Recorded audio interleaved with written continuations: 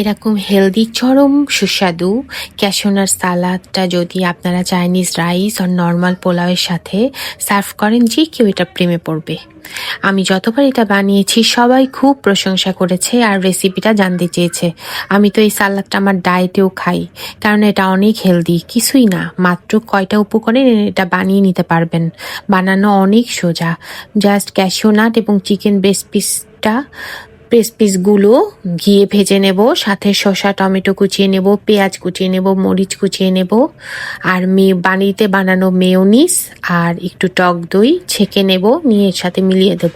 সাথে অল্প একটু লবণ, চিনি আর টমেটো সস অ্যাড করে দেব। Just ready. আমি চাইনিজ রাইসের সাথে ভেজিটেবল, সাথে ক্যাশিউ নাট সালাদ এবং চিকেন ফ্রাই সার্ভ করেছিলাম। খেতে কিন্তু চরম হয়েছে।